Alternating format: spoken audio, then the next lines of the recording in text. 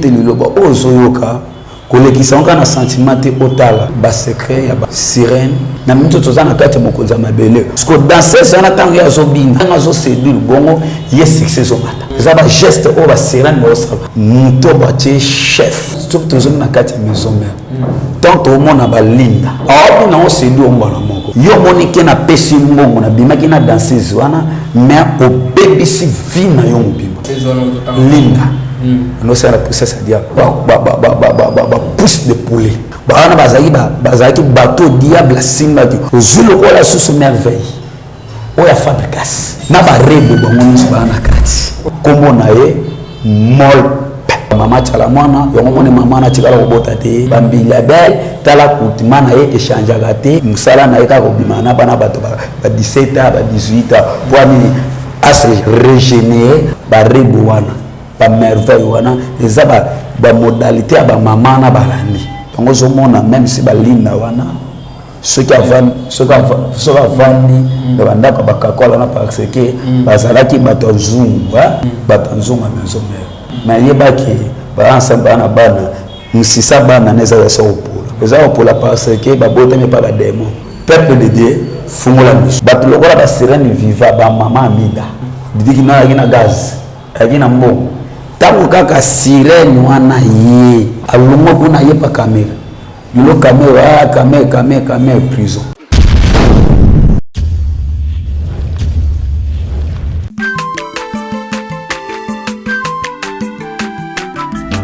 aza mwana moto te po akosangai abongwani pete po awangata nzambe ya le nazarien le nazarien le nazarien le nazarien ebana kitoko koma mokondima atako bapakolaki mafuta na mosakolima lelo yayo bolingo ebateli le nazarien lipamboli oyo emonanaka te mpeni mama kandi elobi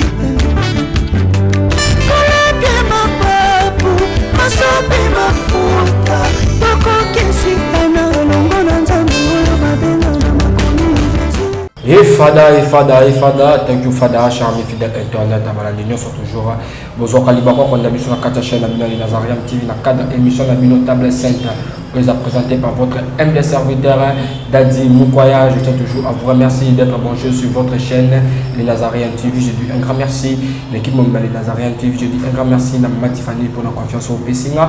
Je dis un grand merci à Gira Ozalina Sima Caméra, pourquoi pas à Alain Ozalina Kati, na régime. Je dis aussi un grand merci à Philomène Moukoya Motema Business depuis longtemps. Je dis un grand merci à Bienvenue Biono Waka Pinga depuis Bienvenue. Le table Sainte Nazara Prophète Stallone, vous voyez bien déjà.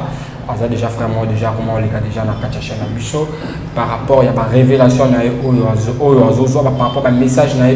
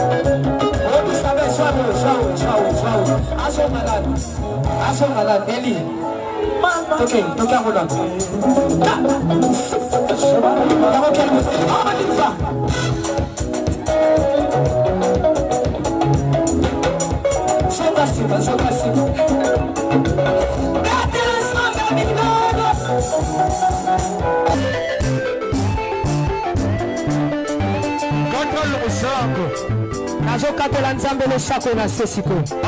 Nazokatela le sako siko kuna. Nalikina katela nzambe le sako. Le sako. On y va. Allez, Katela. Allez,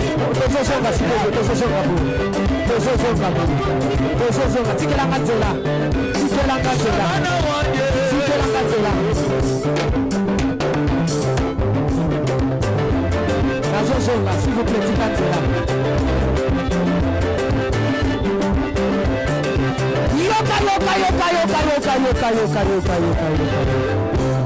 Olingi Lipal, Olingi Kopot, Olingi Mosala, Kona nini?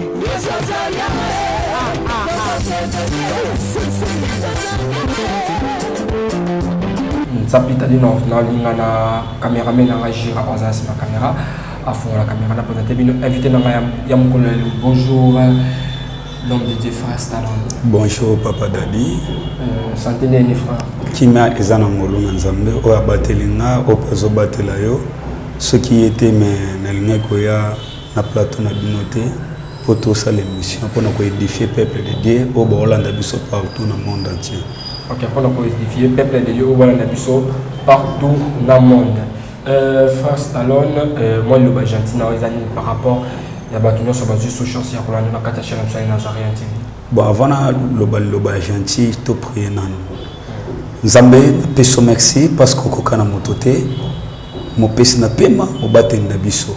Car il est écrit c'est le livre de Marc chapitre 16 le verset 16 à 17. Bible Zoloba, celui qui croira et qui sera baptisé sera sauvé. Celui qui ne croira pas sera condamné. Voici les miracles qui accompagneront ceux qui auront cru en mon nom. Kolo, ton numéro, tous à la sauver. Ba ope bandi meliote, kotika bango bongote, sunga bango, parce que bandi mete, yondo za le véritable la nuit de Dieu. Oyo kolongola biso na kati ya échec, na kati molili. To tike bandi la mission, pe na soka na maboko na yo, na kombo na Yesu Masende tobi. Amen. Amen. OK, voilà, frère Stallone, moi le Argentine par rapport à nous sur la Shalom peuple de Dieu, Zambi a Bambola Bino, a Sungayo, yo zo continue toujours kotia mega kota la biso na émission Nazareth autour sala na Papa Dadi, les journalistes les plus beaux na kata YouTube, onzamba pakole mafuta na musane zo ke lebele, zo sala makitoko yo pozolanda tikete liloba ozo yoka kolekisa onka na sentiment te otala mais ama te ya mobimba ozo lakisa biso na temps otokomi parce que toi en attend de la grâce et sengeli peto bika bilembo ya temps suka sata kotikela otante akotikela na tante parce que ame mabiso négalement gardez toujours confiance et pas Yesu Masia ko perdre likiate ko bungsa makanisi noté ezalaka toujours na chemin ya vérité Nzambe apambo. OK, merci l'homme de Dieu frère Stallone tozo kayo.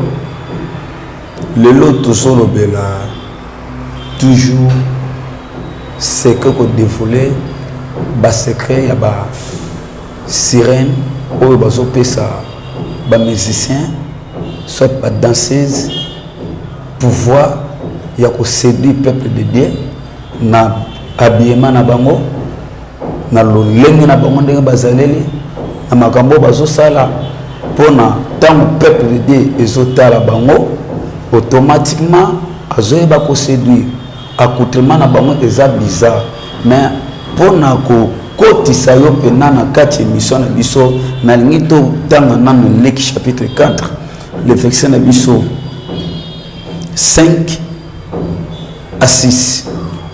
Luc chapitre 4 le verset 5 à 6.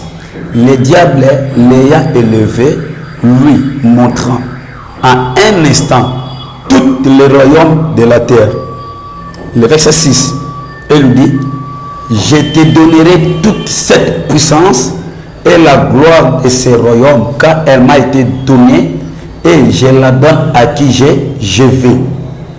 Tout ce qui n'a pas ça veut dire quoi? Tant que tu as le royaume de cieux, tout le monde en Zambé. Tout le monde en Zambé, le créateur de toutes choses. Oya kelelo, oya kelenga, oya kele pe muntu azangisa biso kimia. Oya bwa kele biso ba sorte ba mpepa mabe, ba séduction lolenge sata. Naba archange na ye. ange de déchi po balingi esengo pa na yo te pa na nga te siko awa ezali bazorelate biso histoire ya Jésus pendant 40 jours 40 nuits sans kolia sans komela Bible zo azalaki rempli na Saint-Esprit na désert.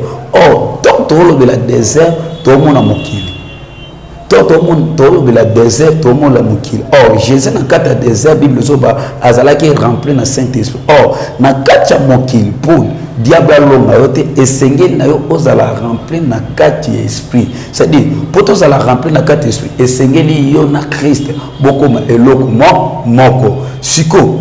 Or pendant 40 jours 40 nuits Satan a tenté Christ ndenga mesana ko tenté biso ayebisi Christ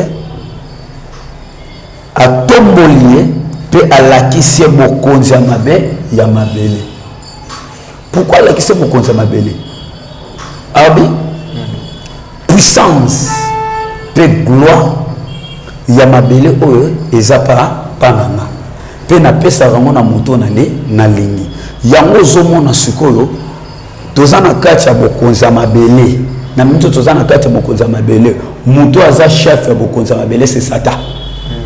Yango sikoyo alakisi moto gloire alakisi moto puissance tango ngai na ye koluka succès epai ya Satan akopesa nga puissance abe nakopesa yo puissance pe gloire ya mabele oyo epesa meninga pe nakopesa na moto na lingi yango zomona bandeko na biso ba danseuse po abina kitoko tango obina biso to bino bo beta maboko bo sepela or ye eza na esprit moko eza kati na ye oyo eza na puissance éternelle eza ko se baser sur les sirènes akozo esprit ya sirène abandi kotambola na yango bandaki ala akolata bilamba oyo normalité akolata bilamba oyo séduction akotikala biso na switch pamba soit na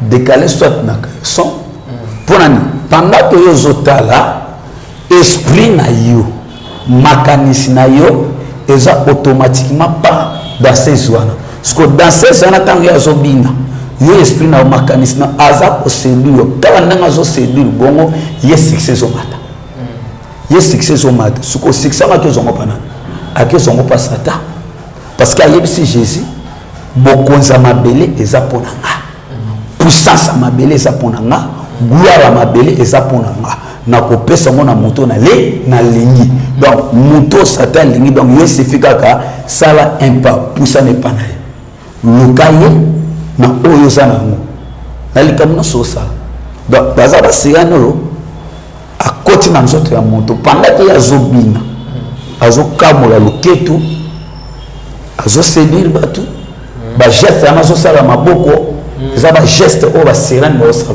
pendant que osala ba geste o seka sourire wana ezo pesa bango accès ya ko séduire batu ebele ya ko mebiso na kata aveuglement na kata aveuglement ni jusqu'au ba danseuse ni oyebi ba travers la ba sirène ba orchestre ni ba danseuse na bango no swaka ba travers na ba sirène eza ba musicien profane to la ça fait chrétien ba danseuse na bango ba travers na ba sirène au mon orchestre news muto batie chef soit chef ten ya ba danseuse batuana ba travailler kana ba sirène surtout zone na kati ya maison mère tant surtout zone na kati ya maison mère tant au monde ba linda qui na puissance ya sirène oyo pendant que obina comment on va tenir un bina bon il y a déjà au baolula ye tamba ko bima na ye apesi Satan pouvoir voilà donc on bina muto oyo akui donc on bina on se dit on bana moko tant on se dit ça veut dire le diable à travers l'année na convoitise demande de la convoitise c'est ça ko lula miss Mustang lula motema etino lula au sala likambo donc au travail dans la mise na demande de la convoitise donc tant que yo luli il suffit que yo lula ça veut dire à côté la makanisi na yo jusqu'à ce que okobima na ye yo monike na pesi mbongo na bima ki na danseuse wana mais obebisi vie na yo mobimba obebisi vie na mobimba parce que ye puissance au salela yango eza ya diable oh puissance na bando salela danseuse wana linda no c'est la puissance ya diable aussi le ba pousse de poulet pousse de poulet bana bazaki bateau diable simbaki o mona te gaz na bango zaki gaz na bango mataki makasi donc tant on sala makambo wana akutima na bango za mabe ya oluka gloire ça t'a pèsé puissance à séduire bateau ya zo gloire à succès tant on gloire à succès pour ani ye arini et si a fukameli sata tant ya fukameli sata ça t'a pèsé pouvoir ya ko séduire bateau yango zo mona binu to beta maboko to osika il faut ça la geste bien captation le moment où ça la geste le moment où ba lokaso ba se lever le keto aza ko envaincre binu voilà ba danser la maison ya maison baza partout ouais bisos ozulu ko la sous merveille o ya fabricasse a minute satan de doit utiliser ma casse merveille à fabricasse merveille danseuse fabricasse ça chef na ba danseuse Satan a utilisé ma casse et pour que n'oubliez pas azapen école la danse na yi o azo séduire bana bato azo bebe sapana bato pour na nini a ye azana posa royaume ya mabele na royaume ya mabele mutazo luka gloire oh gloire ngazana ya Satan ko pesa mona mutu ya ndime parce que afuka melié parce que Christ a koka qui était parce que Christ a koka gumba mela était yango moni ayaki na lipa surtout sur na verset 4 abinaye il est écrit si tu es fils de Dieu ordonne à cette pierre qu'elle devienne du pain mais Christ a zonné na makomi il est écrit l'homme ne vivra pas de pain seulement mais de la toute parole qui sort de la bouche de Dieu. Donc Christ a zonné na Deutéronome chapitre 8 le verset 3. Donc Christ a zonné na Deutéronome chapitre 8 le verset 3. Voilà. Donc na minute bateau yo ba yena pousser sur séduire. Ça séduit peuple de Dieu. Total. Yango mona génération bana mike ba beba. Et là donc ça t'a utilisé bango tant à na mode et ça et s'opérera né. Tant il y a na monde. L'impact tu as signé à Satan. Satan c'est que yo ça na pour sa gloire. Sirène wana. Eso ça na pour sa gloire. Tala et là no mota mi olata. Libumeti ka libanda. Mi pende exposé à moi parce que mon nyonso oyo atala yo conscience na zoso azosunga bana nyonso o ba ko imiter combien de générations o ba mo ba BPC wa ba na ba rebo ba mo nsi bana kati oh rebo ba mo nsi bana kati sko le c'est rebo uchwa hein tant lobela accoutrement mauvais des danseuses et des musiciens profanes toujours lobela bango nyonso c'est qu'il n'y a pas travaillé à la sirène. Bango nyonso ba travailler ba sirène na pourquoi à côté na nzoto na bango Satan bandi ko utiliser ya peso nguya ya ko séduire bato ya zu gloire ya mabele tant ya séduire gloire ya mabele ça pas Satan parce que Satan ko pesa na monto ya lingi parce que sirène ba travailler na sirène comment sirène o bango ba travailler na bango fungola YouTube ba ogoza na YouTube sirène oyo ba musicien ba travailler na bango hein comme na ye mol ça veut dire orthographe en anglais MOLPE soko kocho ko mona sokta ba sirène donc yazawana aza sirène oyo ba chanter ja basse ba stylisaka naye ba danser sa basse batizaka na ye neti olobi ke no bachantese ya basi ya etiza neti bachantese ya basi neti banani oyebi ke batravers na basirene wana bamol soki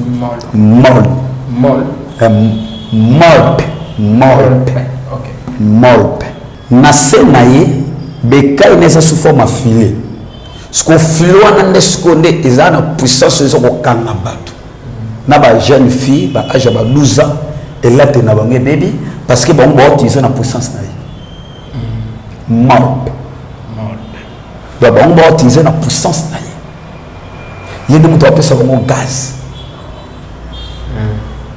donc ye moto apesa bango gaz baza ebele baza vraiment ebele banani baza ebele frère talon non na roba na parabole banani baza ebele tout temps ba comme et bu ba chanter zo baza ba travailler na mol sur du mol sirène non zo ba chanter zo ba o ba travailler na ba mol za lokola ba mama chala mwana ba mama chala mwana yo ngomone mama na tikala robota te parce que ye tango bina oyemba mobe ne akanga makabu dongo mama na tikala bongo yango mona ka mama na biso bambila bel tala kutima na ye échange gate yango zo mona kaka musala na ye ka bima na bana bato ba 17 ans ba 18 ans poani as régénérer akola ti ye bima ye asala ka bongo kuna ko kaso ye bate ana ngombo wana ti donc on se coach on découvrir quel temps que nous sommes. Yango Jean chapitre 1 Jean chapitre 3 le verset 5 Bible soba or vous le savez Jésus-Christ apparaît pour détruire les œuvres du diable. OK, l'homme de Dieu.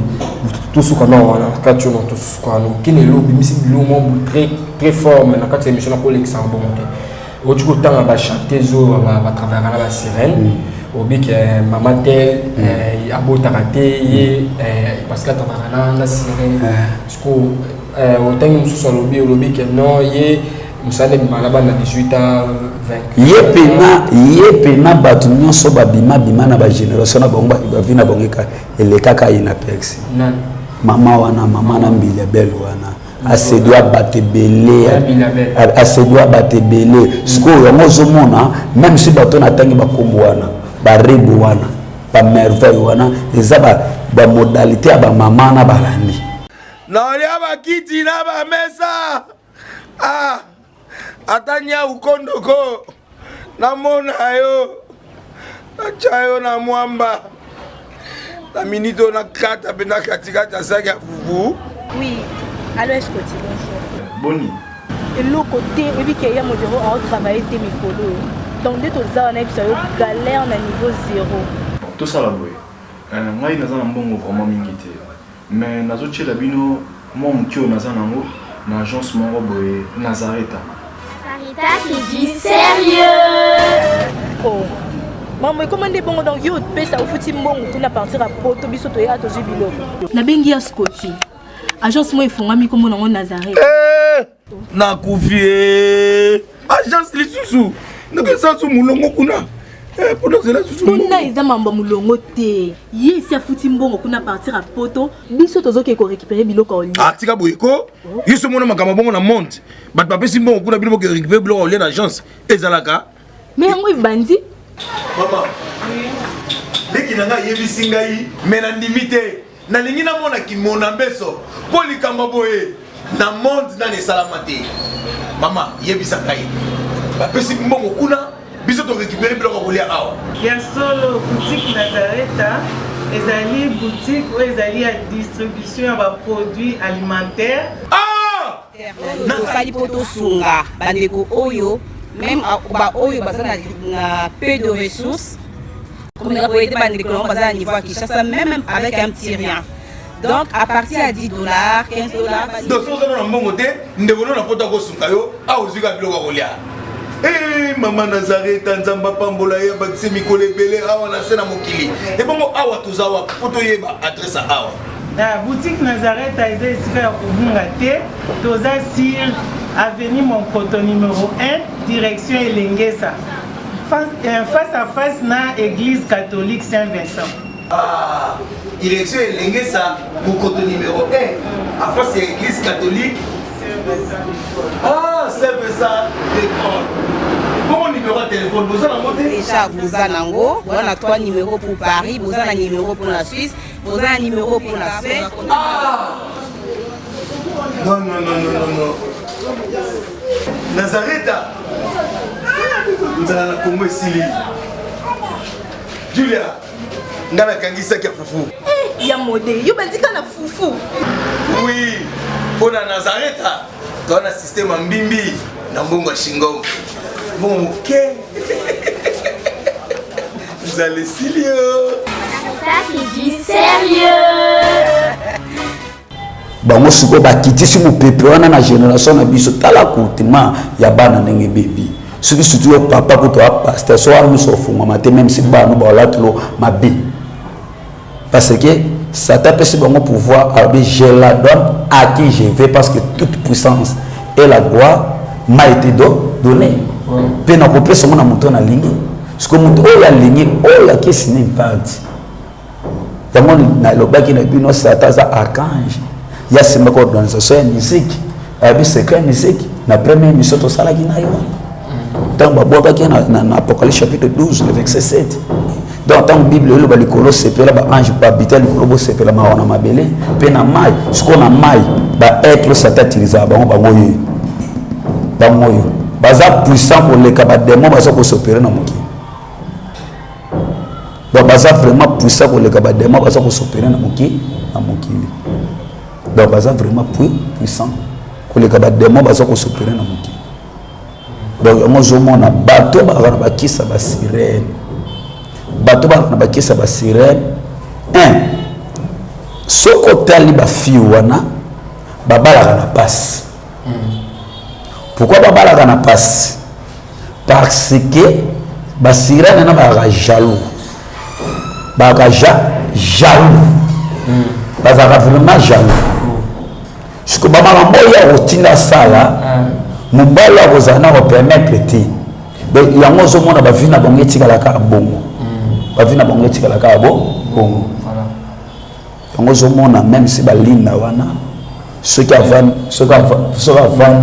de banda ka bakakola na parce que bazalaki batonzungu batonzungu ya nzungu bazalaki batonzungu linda ka batonzungu batonzungu maison mère bangwana batonzungu ils baza ensemble bana mais yebaki bana musisa bana neza ya sopola musisa bana neza musisa bana neza ya sopola za sopola ndeni za sopola parce que babota me pa ba demo bana la baza bana normal baza bana normal mais il s'est ozala ba initier bana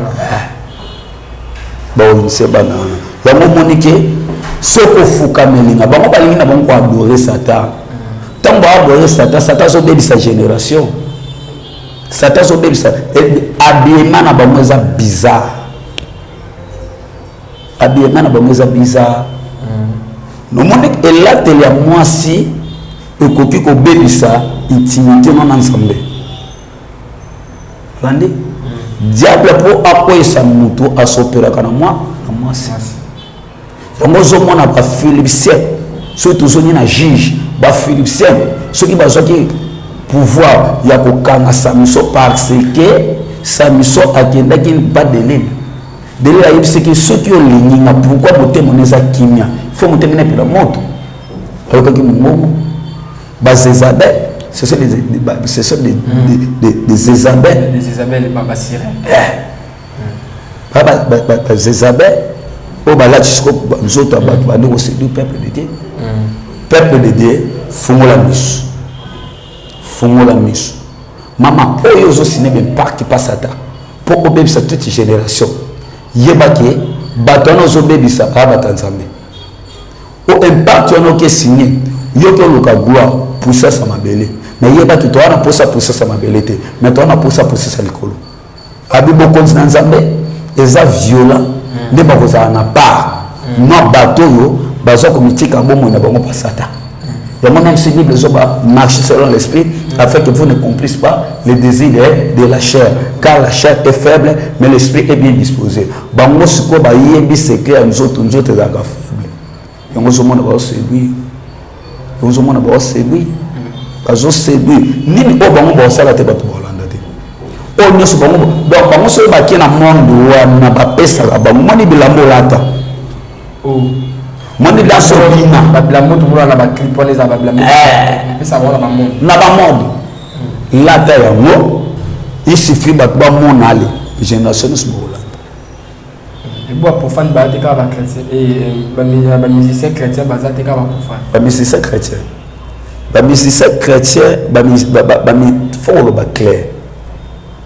Tout le ba musicien chrétien. Ba musicien chrétien à cause de la sirène mais à cause de la forme de l'eau ravisseur. Pourquoi l'eau ravisseur? À beaucoup de seki. Alors là, tu as bilamane normal. Mais l'esprit est à Katiana et à Manzambiti. Bon, bah, on va pharisien. Parce qu'on va scribe. Hein? Bon, blague ça. Et l'on y bateau, bon, bah, Manzambé. Mais bon, quand il a bah, n'inga basali. Bon, bah, quand il a n'inga basali. Donc, batuana nyusu nazomona wana baye ko bebisa génération ngoto ye na yo na Luc chapitre 4 le verset na biso 5 à 6 yango sikoyo potolonga sata esengeli tolia lipa o lipa nde liloba na Nzambe yango albete l'homme ne vivra pas de pain seulement mais de la toute parole qui sort de la bouche de Dieu. Sata ibi makomi Jésus na Satan baswana na ba komi. Tango wala bake soko za mwana Nzambe bongo la libango koma lipa. Jésus azongise na Deutéronome chapitre 8 verset 3. Tango abete soko mati soko fuka melinga na kopesa mokonjo nyonso. Donc on peut il suffit qu'on adorer nga azongise na Deutéronome chapitre 6 le verset 13. Deutéronome chapitre 10 le verset 20. Donc baswana ki na makomi. Baswana ki na makomi. Ok, merci. L'homme de Dieu, toujours là, nous vraiment bien par rapport à la révélation. L'homme de Dieu, aujourd'hui, il y a des sirènes, il y a des danseuses, il y a des sirènes, pour la séduire le peuple de Dieu. Et pour ce que les sirènes, il y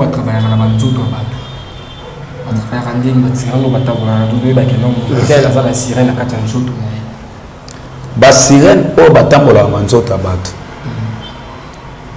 Makeni yana basi mususu tama yena vina yo otrobla les sirènes vivants nakata nzoto mutu oya maite nakata nzoto aye pourquoi aye comme ma destruction na vie ya mutu aye comme ma destruction na vie ya mutu na mutu azana ba promesse ya Nzambe eza akoya pona komema bonheur te mais akoya pona komema malheur na vie ya mutu bazalaka kitoko makasi pe akoya kozala pe kitoko makasi te mais yo oza koavise ka epa na ye oza koavise ka epa na ye. Donc, rôle na ya ye, tant aye na vie na yo, aye comme ma destruction. Pour avant na banotanga na ba kombo, tokota na Jean chapitre 10 le verset 10. Bible zoba le voleur vient que pour voler, détruire et égorger. Jean chapitre 10 le verset 10. Jean, ok, totalement. Na banatanga, na ba mnokota na tanga. Wow.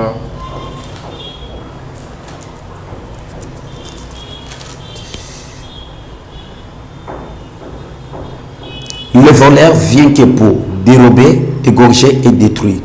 Moi, je suis venu afin que les brebis aient la vie et qu'elles soient dans l'abondance. Nous devons le voir nous devons le voir au bout de la biso pour tous les lots. Au bout de la biso du Tumba. Il y a cela, demain la passé, c'est la quoi. Jésus l'a vécu. Pour te le long, non, subito comme il a pouvoir. À ta bicyclette, qui est des démas à porter, le créateur de toutes choses. Yesu Masia. Au Jean chapitre 1, le verset 9, cette lumière était la véritable lumière pour créer le monde et toute personne. Sirène n'a un rôle ni qu'on va dans le bon moyen pour détruire. Tant qu'il y a un bon moyen pour détruire, il y a un couteau dans le monde. Il y a un couteau dans l'entreprise, mais ce qui est associé à mener la destruction. Bato lokola ba sirène vivant. Bazal les gens de diable. Au diable a utilisé bango. Au diable a pissé bango gaz. Bato lokola ba sirène vivant ba maman Amida. Ce sont les sirènes vivants. Pourquoi? Pourquoi continuer? Voilà Amida aza sirène vivant. Aïe nabo moya JB après avoir que ça la succès après avoir que yendela ye atiki JB akei. Hein? Tant atiki JB akei. JB a beti le bois makati kwa rien avant. Parce que succès ya musicien, carrière musicien tant obeta balbum. Tant obeta album té donc toye bo penate. Même si Bible zo banabiso na Ésaïe 43 le verset 18, ne pensez plus aux événements passés et ne considérez pas ce qui est ancien. Voici, je vais faire une chose nouvelle sur le point d'arriver. Donc, sur le point d'arriver, le temps ou tout ça. Kobete la biso le passé na yote. Kobete la biso maramba kalate.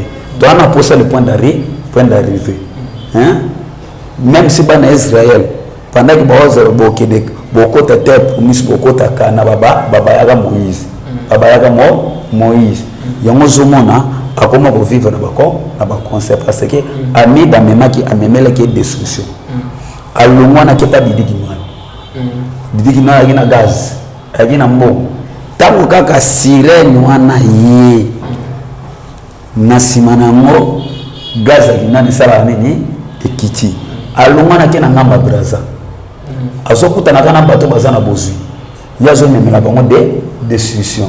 Yolanda kitoko mais il y a zéro pour détruire totalité aïe ni ko égorger ko voler aïe ba égorger de amemi destruction ozo même ba destruction na ba vie abato alongo kuna yepa caméra le caméra prison carrière politique ne koufi parce que associé qui na sirène vivant voilà Amida sirène vivant tout le monde ba sirène vivant ba s'opérarani oko mwa quartier mwa simoko boye batomoko boya kitoko batomoko boya baby hein batomoko kitoko batomoko boya baby ye vina ya lekisa ngo kana ba mibale hein kuta pena ba mibalo bana ba mbongo mais suka sora bana mibalo bana basimba mitu balela misale kufa azaka na mwasi no moko kitoko ye baba bonsambe sota bando sambela na yete mais abandaki pena ko se respecter na ye mais tant alandi Jezabel wana ba délai ana pona ko mema décision ba wona bonaza ko boma ba ya akapa bibalo ba na bétoile ba ya akapa bana baspa bana mibalo ba na avenir ezape ndingo moko naba basirani ya mibalo to benga bango ba mari de nuit ba mari de nuit ba sopera na ndenge ni azana posa mwasi maata la visa via âge na ye na mwasi ne simba te akomise mobana ya butu tama akomise mobana na butu ya omona mwasi wana mibalo nusu ba yaka bakima omona tola mwasi wana evimba pamba tamo ko mi kitoko tamo ko mabe parce que ezana sirène mwa mobala za wana oba koma na forme ba mari de nuit pona ko mema destruction pona ko égorger pona ko bebisa alors yango zomona je la donne à qui je veux dans ma repère sa puissance la destruction na moto na lingi tant ça t'a péché détruit tant ça t'a péché yiba tant ça t'a péché bebisa tant ça t'a péché salaka maman. Ok, merci l'homme de Dieu, tout là, tout continue toujours l'émission la bicho, tout avancer toujours. L'homme de Dieu autour d'un canon Amida à travers un Sirène et toi BBC carrière à JB mais l'émission tout zone qui est l'émission où t'es collé carana. on va que nos amis de la JB va séparer physiquement mais spirituellement va s'endeler la carrière JB baby la spiritualité ben pas ça moi même ça va me ça ah c'est là qu'un part que ça m'a mis ces discussions oui à part ami de vie sur ami sous bon à part amida il y a on attend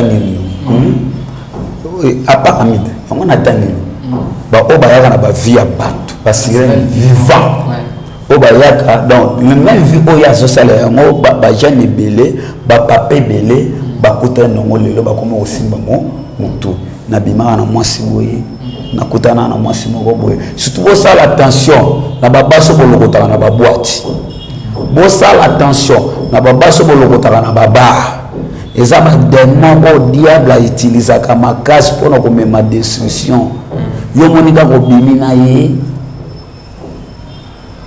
aux le gloire au sepeli mais nini yo ya tiki na vie na yo nini akoti kilo maladi te nini o ya zui nini o ya ti atiki bando simba mbongo na sute o bando ki na baboto ko basuko ki na babwati te et ça ba mambe ko mela ba chaîne belé et ça on va penser ko mela ba serre pe belé donc diable na ba forme belé c'est ka naka pona ko ma destruction na vie ya mo yango pour tous à la sauver tous au cas mis na biso total la Yesu Masia ou à le véritable serpent de Moïse ou à le véritable serpent de Moïse Bible zo ba lokola Moïse atombola ki serpent de reine dans le désert et sengeli pe ndenge moko Yesu Masia tomboma en fait que o a total la a conserver vie ndeko pona ko conserver vie fongola miso ba sirène viva baza déjà diable a bois qui ba batourner à ma beba partout bois qui partout yonde konanga mwasi tala kutimana yo o wana zolanda wana yasi même part tant yo pozo landa ilatel na bango yango zo mona bozo ko sa ba ba mari de nuit na ba vie na bino zo mona pe biso pe bande ko mbal ko tala ba clip na bango ya ba section ilatel mabe tozo ko intégrer ba femme de nuit yo tala no clip wana te na bien tant que ne pensez plus aux événements passés. Hein? Si quelqu'un est en Christ, tant au moni, balobibo, tant que ya que pas Yesu, tous arrasés ba koufi. Na maman moto osa na muki, ce que tant na pas Yesu na comme na bon moi. Ça ne sert à rien aux amis na ngota so ba clip na pona gagner ni. Pona zoko combien et foot ngani. Le contrat contre nazo ko suli temple na ngana obi sama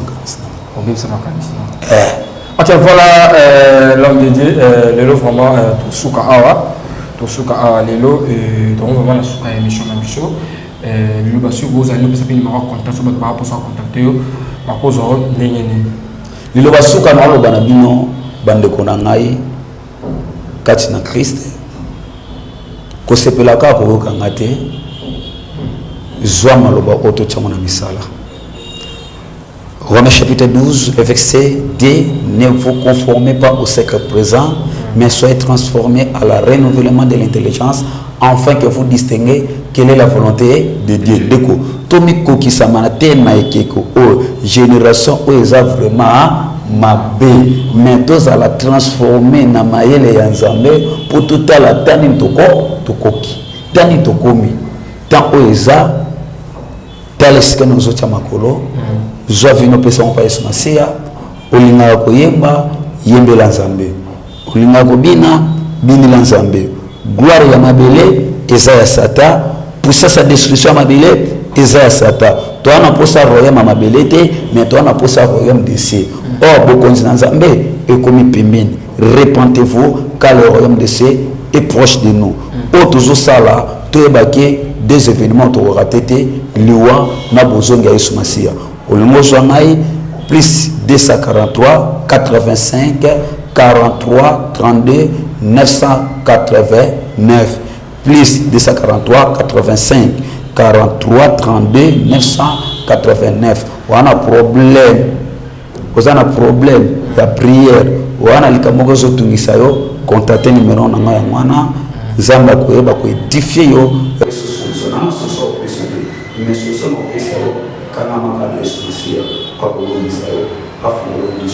Ok.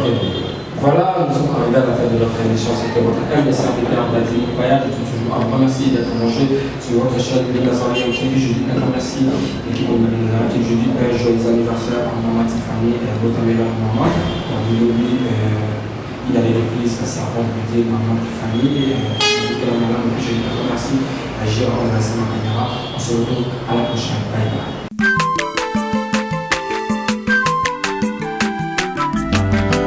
Mwana moto te po akosa ngai abongwani pete po awangata Nzambe ya le Nazarien, le Nazarien, le Nazarien, le Nazarien.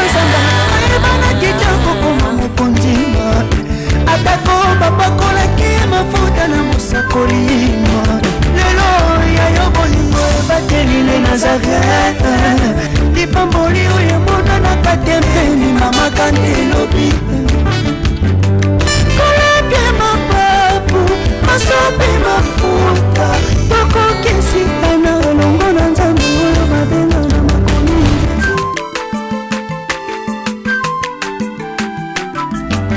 aza mwana moto te po akosa ngai abongwani pe